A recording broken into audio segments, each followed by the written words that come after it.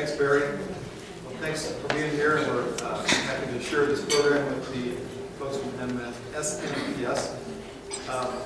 I'm Bill Quatman. I'm General Counsel for Burns & McDonnell Engineering Company, but I was the past DBIA National Board Chair 2 years ago, 2016.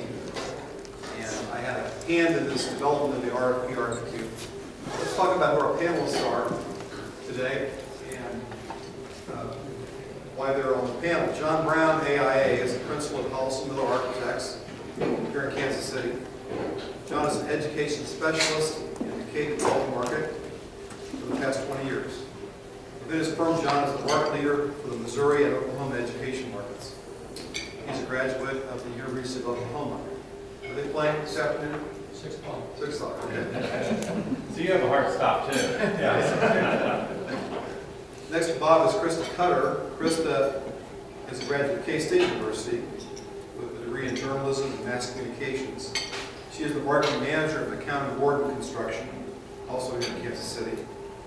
She leads the corporate and project marketing initiatives to support the firm's overall marketing strategies, especially in the K-12 education sector, corporate, and these small projects as well. Bob Simmons, next to Krista, is an architect by training and by profession.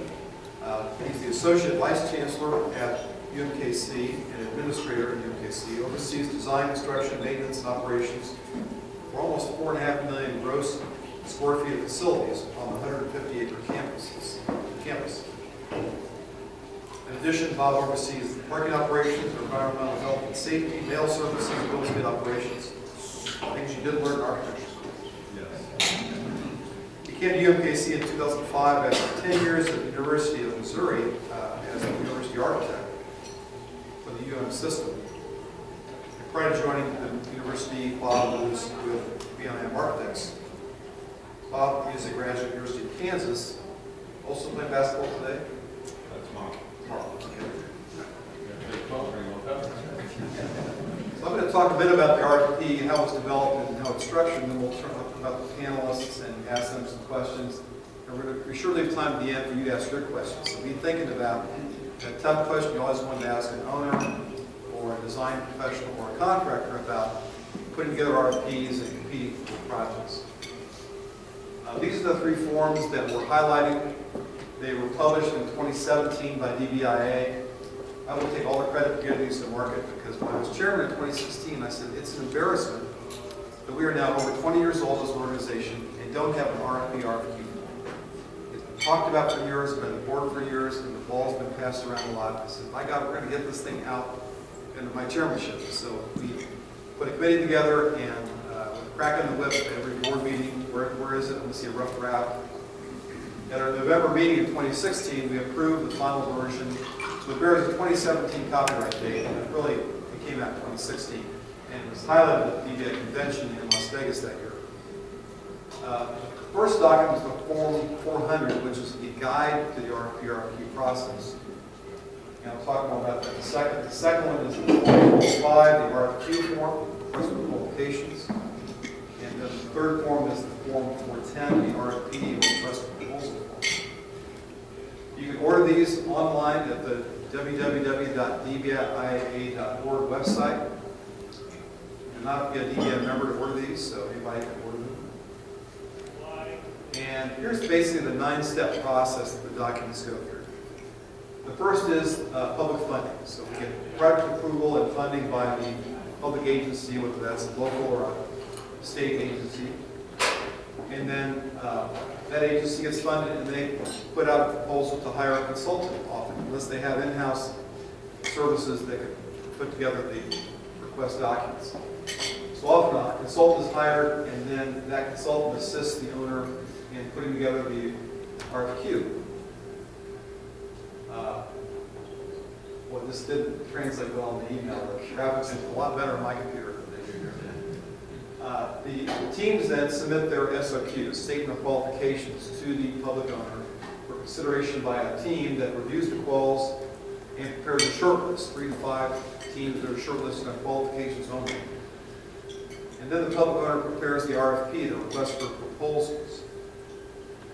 Proposals have been submitted by the design build teams to the public owner, typically in a 2-envelope system, a technical proposal and a price proposal.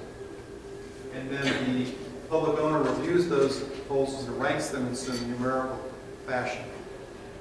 And then, of course, the project's awarded to the team that scores the highest on the point system.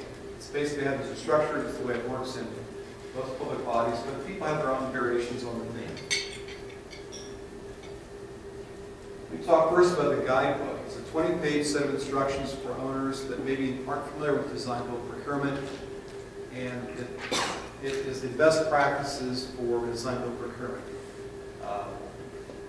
It covers these things: legal barriers to use of design build. Now, the DBIA members know what I'm talking about. Some of the marketing professionals might not realize this, but in some cities, counties, states, it's illegal to use design build without specific legislation that authorizes it. DBIA recommends a purpose statement for the project. And then the level of prescription you want to put in your program. Are you going to have detailed documents or just outline specifications? Or you have some level of bridging documents? Risk allocation. How do we share the risk for completion, quality, etc.? And then they ask the hard question: are you able to manage this project with your own staff? A lot of public owners can't do that, and so that's why we hire outside consultants often to help put the proposals together and help with the selection process. The guide also talks about whether the design builder can self-perform work or has to subcontract the work out. And there's a basic outline of the two documents. The RFQ, which is the first step in this two-step process, invites design build teams, which are called offerers, to submit statements of qualifications with a due date, place, and time for that. The RFQ describes the project scope, the funding source, the estimated budget, the procurement schedule, and the process. And then it will also lay out the ranking criteria. How will teams be evaluated? How will points be allocated? Is there a stipend for the unsuccessful teams? There's a lot of expense in putting together design build proposals where those teams receive some cash reward if they're not selected, shortlisted teams. What contracts will be used? Is bonding required? And what insurance requirements will be in the final proposals? DBI recommends that the public owner outline the protest procedures. If you're shortlisted and not selected, is there an ability to protest that? How do you go about that? And the confidential meetings, which we'll talk about next. The RFQ indicates that the owner will conduct a number of confidential individual meetings with the proposers or the offerers, as described in the RFP. So we're going to shortlist 3 to 5, and during the solicitation process, DBI recommends that the owner meet confidentially with each proposer, where you can ask candid questions one-on-one with the owner about the competitors in the room. But everybody gets the opportunity. That's at least the DBI recommended practice. And those are to be confidential. Sometimes there's a confidentiality agreement signed by the parties. And again, this gives the shortlisted offerers a chance to get up close and personal with the public owner and ask those questions that you have about the RFP. These are some of the exhibits: scope of work, protest procedures, the insurance and bonding information, and a corporate structure questionnaire. Of course, these vary from DBS and basic questions that we've seen as being standard. The next step is the RFP, where we actually have shortlisted now 3 to 5 teams who actually need to submit a proposal. It's sent to the shortlisted offerers, which includes the program, which then forms what we call the basis of design documents. How many of you have heard the term Spearing liability before, the Spearing document? Anybody heard that? A couple people? Well, this is the name of a 100-year-old Supreme Court case. 1918, George Spearing sued the government because he was a contractor and had defective plans and specs. The U.S. Supreme Court said when a government agency gives a bidder documents to bid on, there's a warranty that those documents are suitable for bidding. It's called the Spearing document. And so DBIA warns owners that in the RFP process, any information you give the bidders, if you give them bridging documents, or if you don't, whatever you give to them, they can rely on that. So there's a warranty that goes along with that information. The formal contract will be included, site visits, instructions for site visits by the teams. And if the teams want to submit those changes to the contract, how do you do that? And then alternative technical concepts is the next step. Confidential meetings, again, as we talked about, the interview process, and then, as mentioned before, the two envelope system, technical proposal envelope A, price proposal in envelope B, and the DBIA recommended best practices. You open the technical proposals first and score those, then you open the price proposals and score those, and you add the two scores together. The reason being, if you open the price proposals first, the low bidder might start to look more qualified than the others, and they taint the evaluation of the technical proposals by that price. Okay. Last document I want to talk about is the DBI proposal bond, the document 610. On a typical project, bidders put in bids, right? And they put in a bid bond. Well, with design build, it's not just a bid, it's a technical proposal and a price proposal. And so DBI came up with what they call the proposal bond, which says that if you're the selected team, you agree to hold your price firm and enter into a contract for that price. And if you don't, you forfeit your bond. So it's similar to a bid bond, but it's for design build projects. With that crash course, let's talk to our panelists.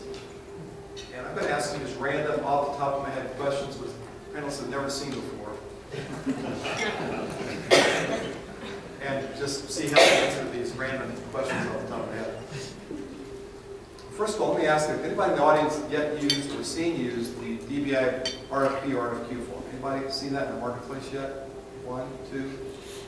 Okay, good. So it's only been out for a year, and hopefully, if we do this in a couple of years, we'll see a lot more hands involved. Bob Simmons, does UMKC have its own RFQ and RFP forms? And would you ever consider using the DBI forms? Why, yes, Bill, we do have our own. Why didn't you do that?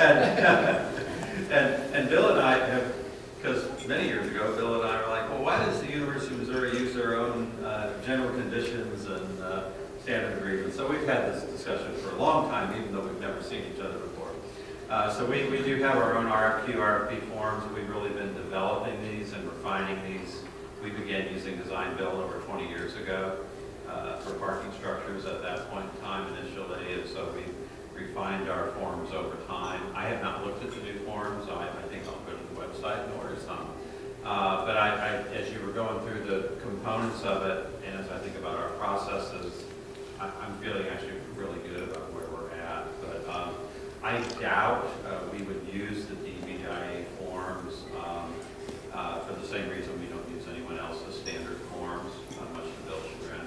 And but we certainly, I would look at those forms and I would look for some good ideas or some best practices that we might be able to incorporate into what we do. Great. Okay, let's talk about the pursuit itself. John, you get wind of a new public design build project that's on the market. How do you go about selecting these teammates for design build pursuit? What do you look for in a teammate? A couple things. First, it's if the pursuit is pre-RFQ, so we're getting wind just through relationships, we would approach that a lot differently on how we look at that by our connections or our contacts with who I heard that pursuit from, directly from an owner. Then I would start looking at a build team that's either has relationships, either directly with that owner as well, or past, or even through some tertiary relationships they might have. And then secondly, I would start looking at the technical competence to make sure we blend together as a good team, and then we've worked on some of the projects together. So that's kind of that's the best way if you can find out that way first. A lot of times though, we find out, we get a phone call or we get a call from our builders like, hey, we've got something we just heard about, it's out and published. Then we kind of, first thing we have to do is, as a large firm, I was talking to Bill about this, what happened is two contractors called two different partners in our office and we both agreed to go after the same project. So that was a little bit shaky where we had to go back and have a discussion and decide which build team was better for us to get the job in. It was one of the other partners, and I had to go tell the build team that I was with, like, we weren't going to chase down that project with them. But it was because of the relationships that we had and some of the technical abilities that we had to go together with. So first of all, we now do every Monday morning kind of update brief marketing business development meeting, so we're on the same pages as the 7 partners that are going after different things and what's going on.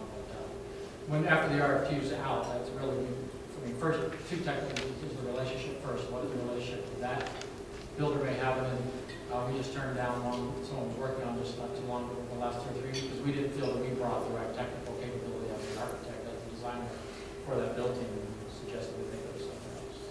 That's important. We made an interesting comment that you try to team up before the RFP hits the street. And that's what I've always heard, is that if you wait till the RFQ is out, it's too late. Right. All your good teammates have already paired up with somebody else. So you've got to Krista's out in the world out there with the ear to the ground and hearing about the projects before they actually become a formal RFQ. John, we'll stay with you for a second. Do you require exclusivity agreements with your teammates, or they're exclusive to you only? For design build, we do. We'd like to when we do traditional projects, but we don't always get those. But on a design build project, we want to be on one team only, and we want everyone that's involved with us to be on that one team. All your sub-consultants then are exclusive to your Correct. team only, and they can't be on another team. Correct. Do you enter into a formal teaming agreement, or a letter agreement, or a handshake, or how's that handled? We've used the team agreement with DBIA sometimes. A lot of times we'll have a letter agreement. We also do design build housing that is through a developer, so it's developer led. And so when we're going after those, and those are nationwide, we have a sort of a scope contract with the developer that we have an agreement prior to the projects that we go after and look at there. Okay, Chris, I want to come to you on preparing the proposal. How involved are your key trade subs, your design consultants, in preparing the actual proposal that goes into the owner? Yeah, it really depends on the complexity of the response and the project. But I would say anytime you can involve your key consultants and designers or trade partners into the process, the better. We all bring something different to the table. There's different expertise and specialty knowledge that goes into the process. So anytime they can glean lessons learned or innovative strategies from them, it absolutely adds more to the message and the story. You have them physically over to your office, do a powwow, and go over the proposal before it's turned in? Yeah, that kind of went into one of your next questions. But one of your... How do you know it's going to happen? I know, yeah. So one of the next questions was, who leads the proposal? John, I don't know if you have anything to add to this, but most often in my experience, the GC leads the proposal simply because we do hold the contract and we are the single point of contact from design through construction. I have been involved in some where it's developer-led, so the developer leads it. And there has been a few cases where the architect feels very strongly about leading, so sometimes we are okay with that and let them, but we do prefer to lead. I think it makes the most sense just from guiding the team. And I think too, different builders, different contractors, large contractors are more in tune to going through the process. Sometimes take the lead, but if we're working with a 2 or 3 person, maybe contracting company that's a design build, a small project, a lot of times we will at least take the lead in the information, gathering information, providing the graphic component of the proposal. They're still obviously the one that's going to be leading that, but a lot of times will lean on us as we have our own graphic artists in-house and a big marketing department and business development ourselves, so we can provide a lot of assistance to the build team in that process. John, there's a lot of cost in the design firm putting a design build proposal together, because for the contract, the pricing, the subs pricing, you have to have some design. Do you carry your own costs through the proposal stage, or does the design build partner help defray those costs? How's that handled?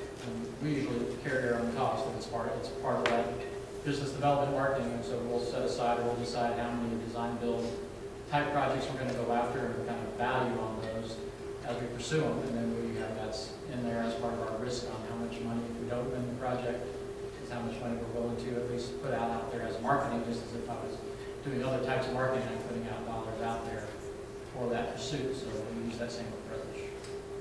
Krista, who prepares the cost proposal? Is that a contractor? Do you get input from your 80 consultants, or is it solely your people and your trade people? Yes, we take the lead on preparing the cost proposal simply because we're taking the lead on everything else. So we request all of the fees from all of our consultants, but we're very transparent through the whole process. It is shared at the end with everyone, so it's, open book. Contingencies and all that, it's all open book. That's good. It's a good process. I'm going to stay with you two for a minute. I'll come back to Bob, but when you submit a proposal, are you typically a prime sub relationship, or do you form joint ventures or LLCs? Have you seen all three of those, or is there a predominant method which you submit proposals? I'll ask Krista first. We are most often prime sub. I'm actually working on right now where we're talking about a first joint venture, so we've never done that before, but we are talking about it, so definitely it's out there, it happens. John, how about you? We've only done the prime sub. Bob, have you seen proposals in your projects that are JVs or LLCs, or mostly a prime sub? I think the prime subs are the vast majority. I think I can only just offhand think there's maybe been a couple of times we've seen a joint venture and it hasn't been formed. It's like if it's successful, then this is what we'll do. But it's certainly not, the prime sub is certainly the prevalent form. I'm sorry, I do want to clarify, joint venture on design build. We've done a Yes. joint venture on different methods, but. Krista, since you got the mic, what do you look for when reading through a design build RFQ or RFP for the first time? Are there certain things that catch your eye that you want to highlight and focus on? Yeah. Primarily, I'm looking for, the concerns and expectations of the client and how our team can mitigate those or how we can really achieve their needs. I'm continually asking myself, what is the problem that needs to be solved? So, what are their hot buttons? What are they looking for you in the design and build team? Maybe there's an experience that you've heard on the street that, they had a bad experience from their last design build project. So how can you really insert that into your response, whether it's through your approach or your team, where you can, just find a way to really mitigate those concerns that they have. Yeah, creative thinking and just developing those ideas. John, are there any risk items that you look for in a design build RFQ or RFP that you try to avoid, or the spider senses tingling? I guess upfront looking at it, a lot of times when we look at the document, we look at what percent complete or what the owner is going to require on the front side, so how much work we're going to have to do. So when we have to submit the RFQ, RFP, so we're having to go all the way through design development. That's a bigger risk than if it's just programming or something just conceptual. We also try to always look at the financial stability of the client that's putting out the RFQ. We've been burned before on a project where the client was using the money he was going to get was based on something else he was trying to do, and that didn't materialize, and so we were out about $100,000. That we never got paid for 5 or 6 years ago. So I'm going to go off script for a second and ask all three the same question. That is, have you ever participated in a design build pursuit where the public owner only selected on qualifications, there was no price or design submission? Strictly picked those qualified team and then entered into a contract which led to design and pricing. John? We had one Leewood did with us on some park stuff we did. That was quality based, and then after that we negotiated the fee on what the design was going to be.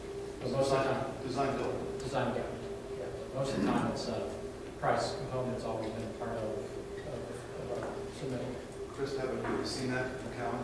Pricing is generally always involved in my experiences, but I have seen progressive design build happen a lot where the design component is not like the past 6 I've worked on have been progressive design build, so we can talk about that later. I'll come back to progressive. Bob, how about you? Where price has always been a What's component. part of it? And you have a system as well. Yeah. I think that's the case nationally. There are some jurisdictions that are going pushing towards a pure qualification-based selection. Arizona, I think, is probably a quals-based selection for design build, which is very unusual. That's what they do in Arizona. Okay, now we talked a bit about these meetings with the teammates during the proposal process. That's really controversial as a concept because the bidders, proposers get a chance to ask them the questions, get information. Everyone gets the same opportunity, but not everybody gets the same answers because they don't ask the same questions.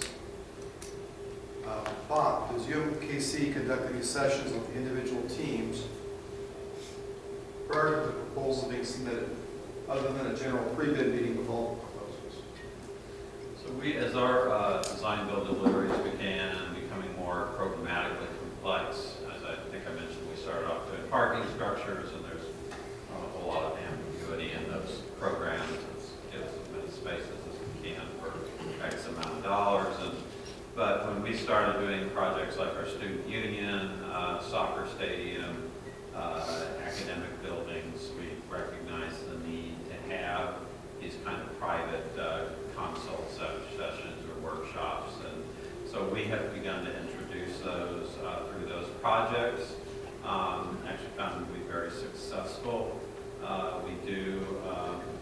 particularly if we have students or faculty involved, two people I can't control in my life. We look at confidentiality agreements, not that it's anything that's legally going to bind them, but it gives them the sense of the importance of what they're talking about and that what they are hearing is proprietary information and they need to treat it in that way. So we do those sessions. We have usually done it in a workshop format because we actually kind of use it as a part of our selection process as well. We don't specifically define the agenda.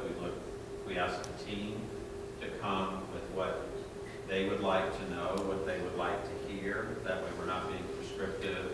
We try to have it early enough in the process that the information that they gain can actually advise their design solution. That becomes a way we can tell how well they listen. You know, if you ask us a question in that session and then you go a different way and don't have a good reason or don't recognize that, we can say, well, gee, they had the session and they weren't really listening. So we use it as a tool in our evaluation process as well. The only other thing I might I'll add on that is we'll get phone calls, say, I want to ask you a question, and sometimes it's about a proprietary material or a different kind of approach they're taking. And I will always try and clarify when that question is being answered, is this a part of your specific design solution, or is this something you want me to clarify in the RFP? Because I don't want to have a discussion with someone and then I'll say, okay, I issue that in the next addenda that goes to all of the design teams, and they felt like it was something that was proprietary to their solution. So even in those kind of one-on-one phone conversations that happen, we'll try and clarify that as well. So if you get the same question from all three teams, maybe you should have clarification. That would tend to indicate, that there's something we need to You have to be careful about one team asking that then giving their inside information away to everybody else. Yeah. Krista and John, you participated in these pre-proposal confidential interviews. How's that work for you? Yes, we have. A lot of them have been, PC proposals. But I think they are highly beneficial. It allows the teams to, as Bob said, hear some feedback on the design and concepts and kind of get a good understanding of where they need to spend the rest of their time throughout the rest of the process. Ideally, we'd go and listen, and we would come out of that knowing where to go next. And it creates a good team synergy. Ideally, owners want to work with people who are easy to work with, and they can start building that synergy from those meetings. You want to comment? Yeah, well, we had, there was one that we did. There are beneficial. We were kind of looking at a unique design opportunity that we thought we might be able to do in the project. And as we started getting through early on, it looked like it was going to be something that was fairly unique. And so when we had our meeting with the owner, we wanted to get their feeling if we went down that same path, is that something that they would like to see, or is that something that they were not very accustomed to, or was maybe not something that they did not like and would actually prevent us from moving further along with the project. And it was actually, we changed our design after that meeting on a couple things that they really struggled with, an entry sequence that we were trying to get in a two-story space that they could not visually see as much as we gave some drawings to them and talked to them. They were just really struggling with it, so we took another path in our design. You were listening. Yeah, and I think that's, as an owner, you sit there, and I would say I've had teams that come in, do just what John said. We're kind of testing this out, and we share concerns and things like that. And we open the final proposal, and it's like the discussion never happened. And it's like, well, that makes our job easier, because that's not going to be a successful proposal. So I do think, if you go in and you ask those questions, you've got to recognize that if you get pushback or concerns, and you recognize it, that you're going to have to be back to the drawing board, and just not to think about it like, well, we did that meeting, check that box off, and move forward. Reminds me of my wife. She says, I have two personality flaws. The first is I don't listen to her when she's talking. I forget what the second was.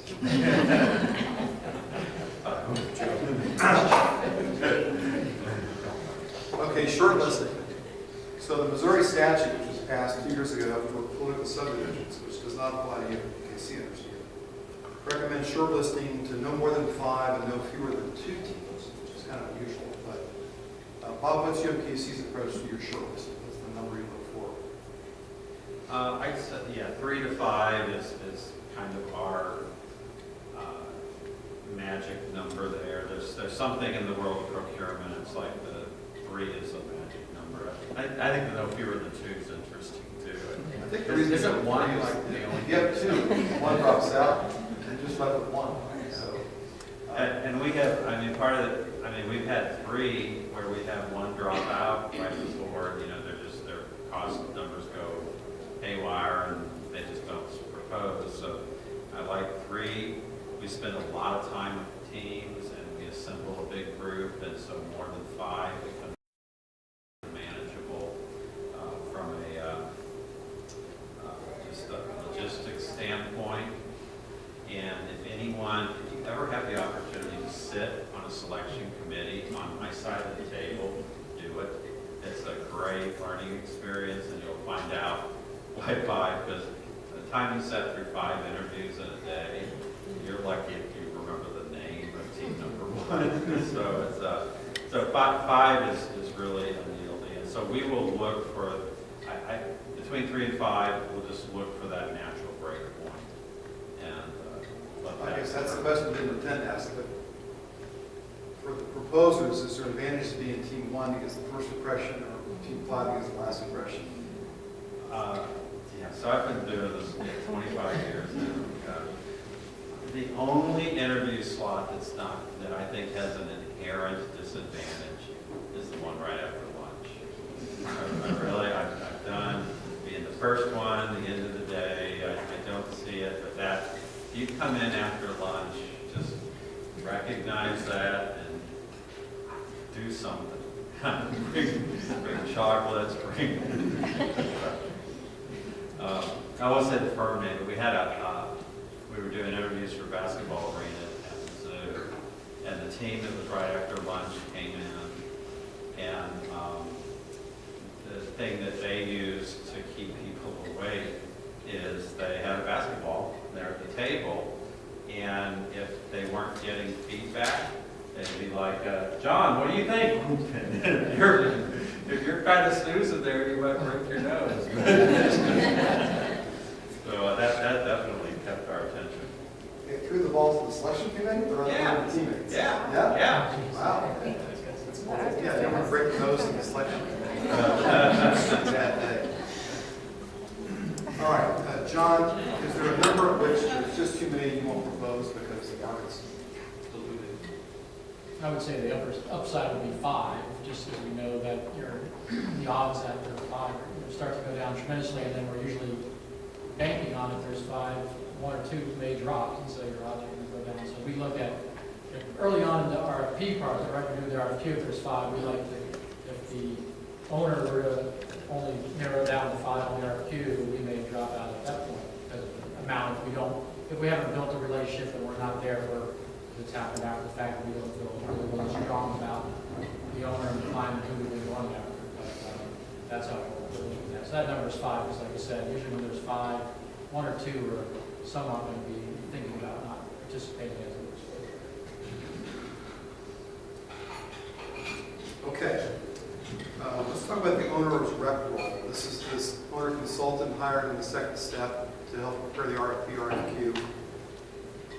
Sometimes they're called program managers or bridging consultants or AE1. I think in the Missouri Public Closed Subdivision Statute, they call it the design criteria consultant. John, back to you. So some AE firms target this role because they see it as a role with low risk, close client relationship, and what I would call the fun part of architecture. You get to do the 30% design documents, the buff paper stage, you used to call it. And you pass it off to some other core schmuck who has to put together the 70% technical details, seal it, take all the risk. Others prefer to be on the design build team because there's more profit in that, more fee. Does your firm do both roles? Do you try to get one or the other, depending on what the profit is? When we first started doing design build, it was with University of Missouri, we were on the design build team.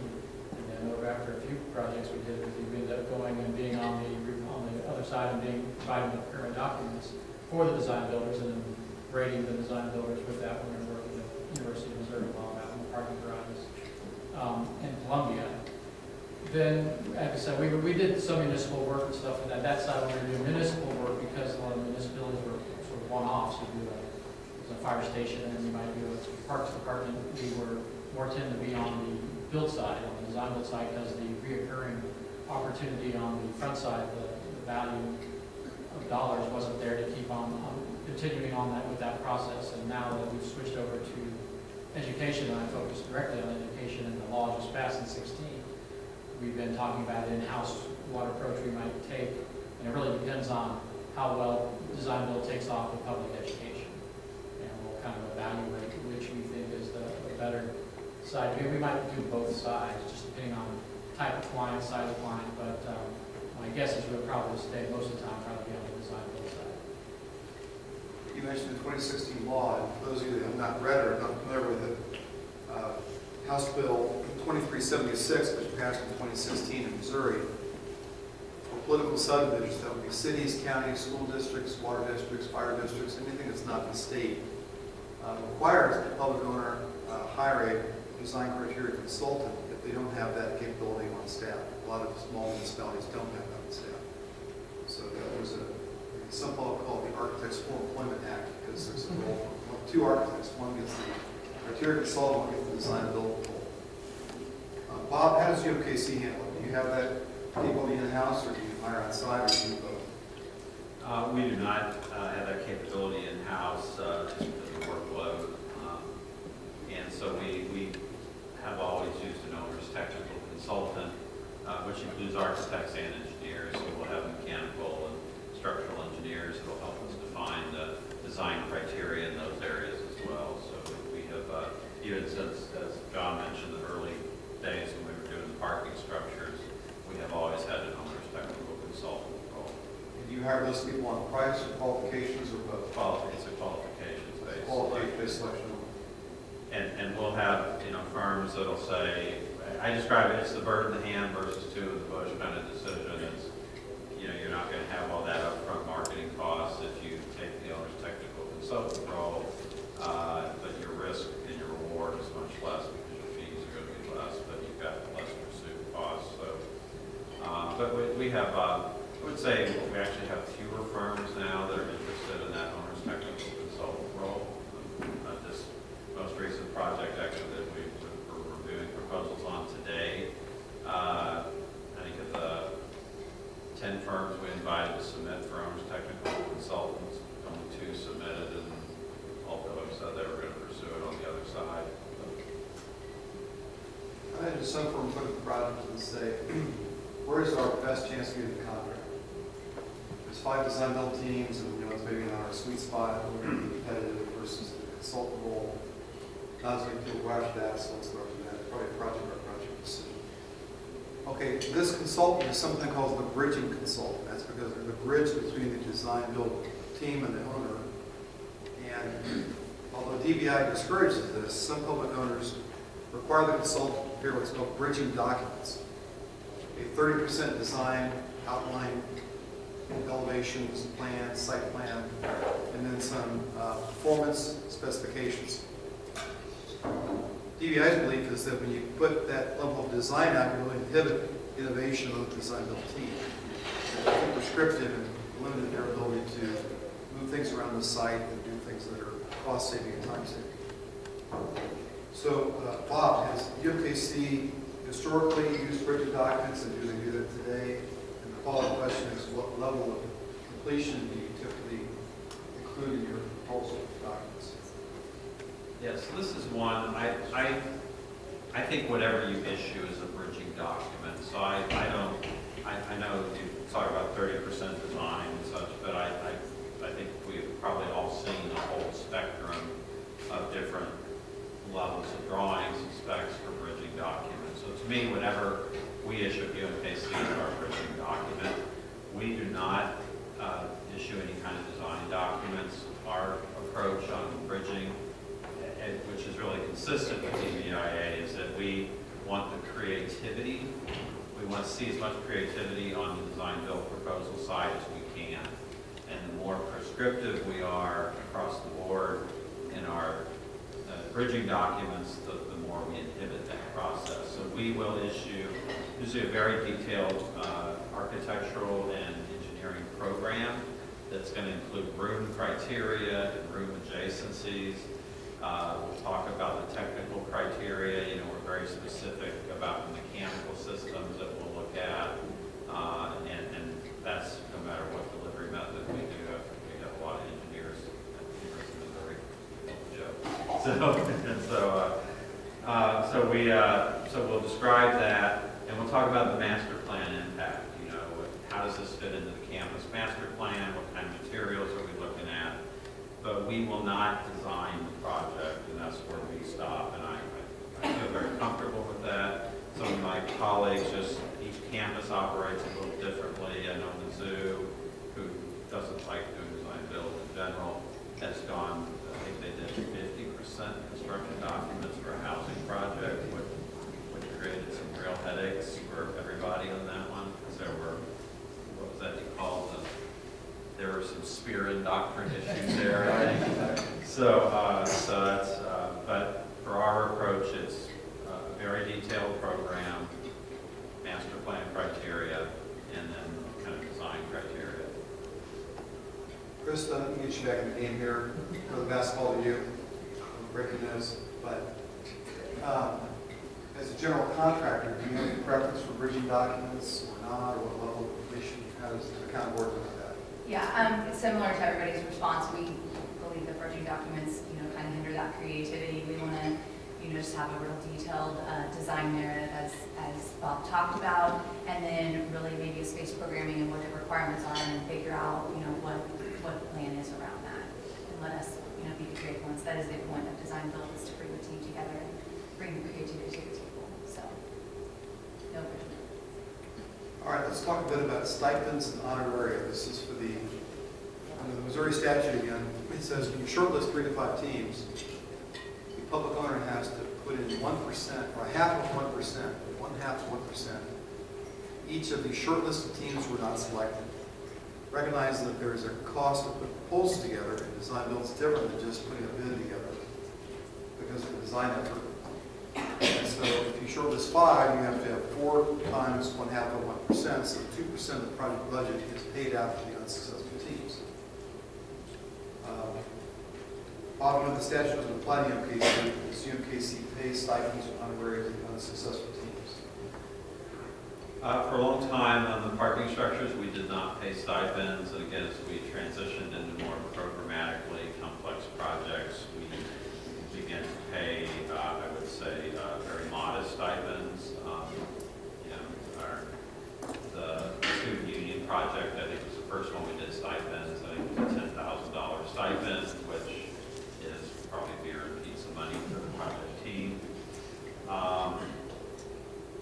This Missouri statute is a big jump. I mean, I've done the counts on those, and I really feel like that level of stipend will discourage Missouri political subdivisions from doing design build.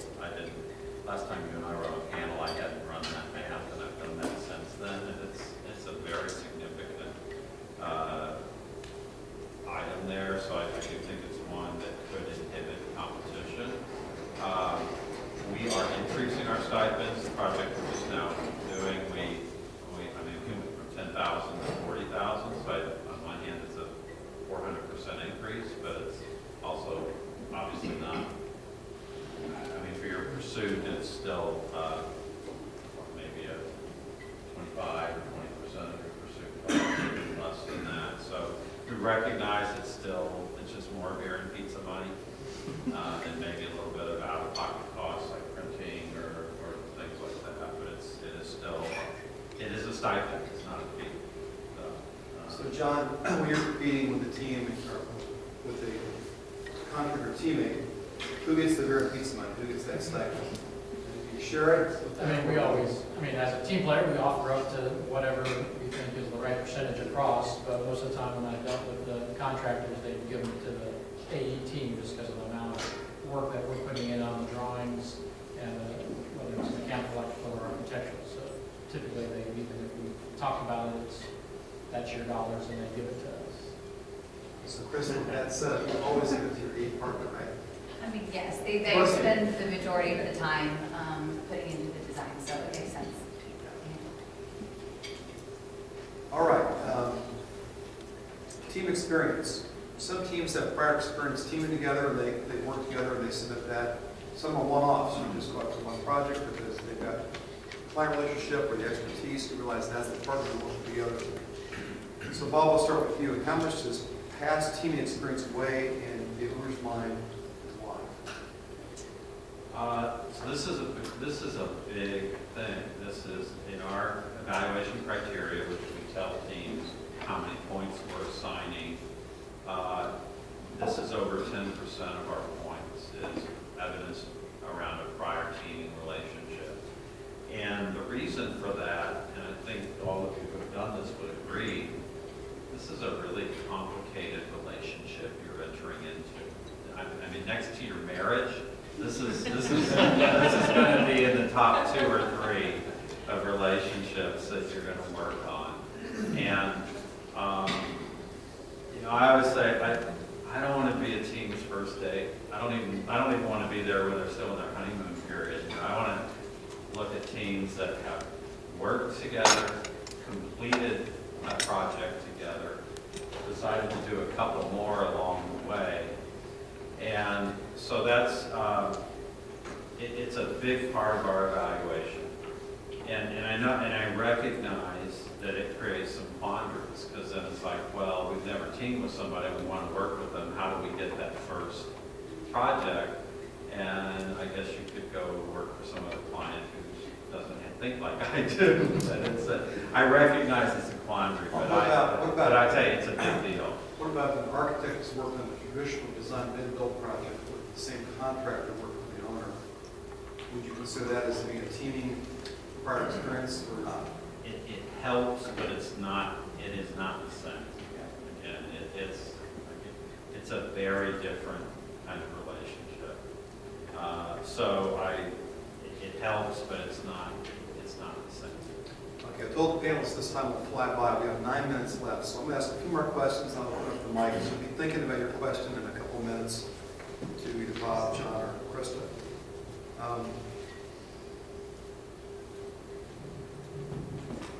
Post-selection debriefing. Talked about private meetings during the proposal stage. But when the project's over and you've awarded to Team A and Team B and C didn't get it, and they don't know why. Why did they get ranked the way they did? John, do you have public owners you work with? I know you're always successful, so you can only answer this. But hypothetically, if you weren't selected, do you like a post-debriefing to find out what you could have done better or not? Yeah, I mean, even if it's a traditional interview, after the interviews, we did not get the project, I'll try to make an appointment with that client that we did not get to see what were the things that we could improve on the next time we're there, what were the things that maybe caught us off guard. An interview we had a month or 2 ago, one of the administrators was let go, and I had been working with her, and she was let go within 2 weeks of our interview, and I hadn't talked to her, and I was sick, and someone else filled in on the interview, and they name dropped her like 3 times because she was one of our people.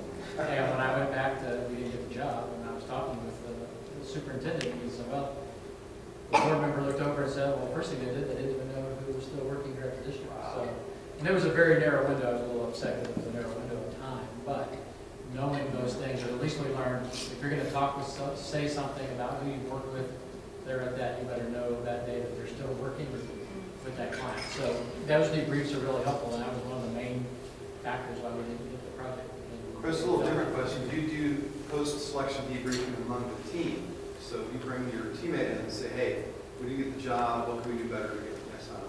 Yes, I think anytime you can do internal debriefs, it can be very beneficial to the entire team, and not only internally, but you talk about externally with the client, but you should set up a meeting with your design partners and and ask them, how were you in leading the process, and was there anything we could have done to, to better it? So they will want to partner with you ideally moving forward, so you want to learn from that.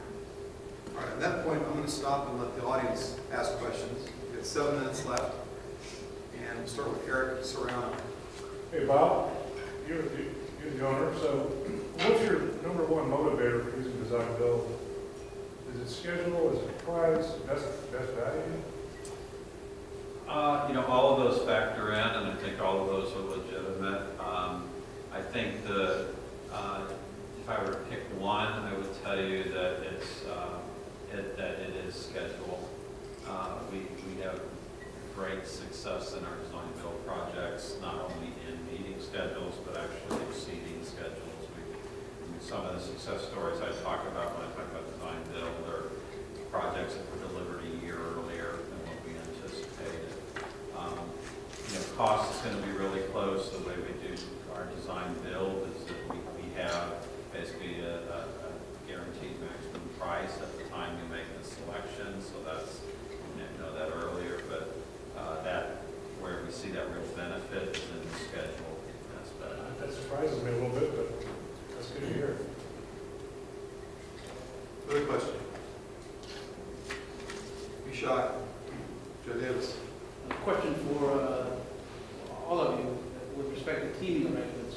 How important is it for the second or third tier, it could be NWB, sub-consultants, be an exclusive to the design build team? And how do you view it, Bob, as an owner? Do you, if you see teams that are sub-consultants that are multiple teams? For the designers in GC, do you require exclusive agreements?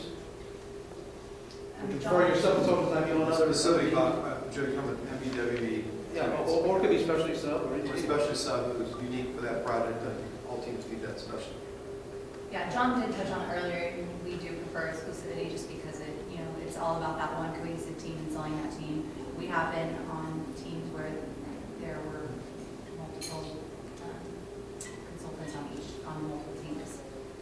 Imagine the interview where you're in the waiting room and you interview, and as your team's leaving, you say, I'm going to stick around because I'm going to interview team number 2 as well, right? That's a little awkward. It is awkward, and I think where we see that a lot of times it is in, we have very aggressive supplier diversity goals, and so there's a limited pool of people that can factor into that, and so that's an area often where we will see firms showing up on multiple teams, and that does get complicated, particularly if they're in kind of a prime, something that's really influenced by the design. We've had some projects where civil engineers were on 2 of the 3 shortlisted teams, the same civil engineer, and I think the design build teams have been very creative. I mean, they basically made that firm kind of, okay, this principal's all working with this team, and this principal's working with that team, and they had their own kind of internal firewall there to make sure that design concepts weren't being. So it definitely heightens the creativity on that part as well. But I have seen it work, even in a prime role. I've never seen it architecturally. I think that would be a little bit hard, but I have seen it work on the engineering side. I would think confidentiality would be a big issue for John and Krista, that you've got these team meetings when you're confidential, best ideas together, and you realize that guy or gal in the room is also on team B. Yeah, we ask them, when we do that, we ask that we get 2 individuals. So we have someone representing our company, and if they're on another team, they're representing that other company. And folks that even that we're picking as our consultant or prime consultant, we have enough relationship with them, we trust that they're going to be confidential.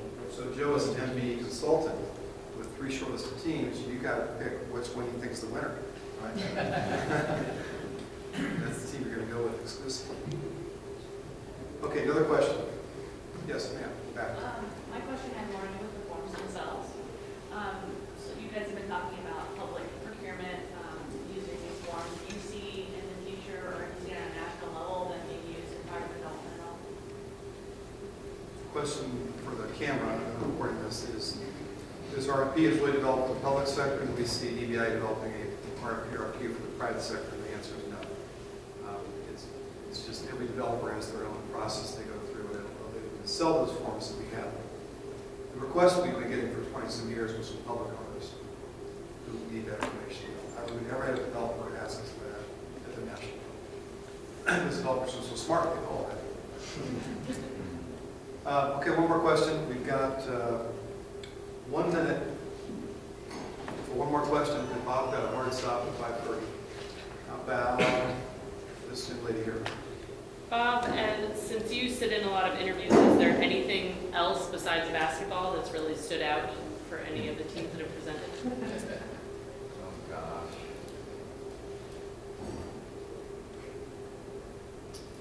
You know, I think in the design build realm, and I'll think about it just in terms of the work sessions, and I've seen some teams will come in with very specific design proposals. Some teams will come in with more, we're just trying to understand who you are, and I would say that, you know, the more open-ended kind of discussions will tend to engage the faculty and the students that might be around the table with us, you know, rather than presenting very finite kinds of questions. So try to have more open-ended things that might draw out the individuals. But yeah, the basketball is the one that, I mean, that was over 20 years ago. It still sticks in my memory from that day. So that was definitely hard. Yes, it did. Any final thoughts? John, Chris, Bob, something you want to say before we turn to the bar and the hors d'oeuvres? All right, help me thank our panelists.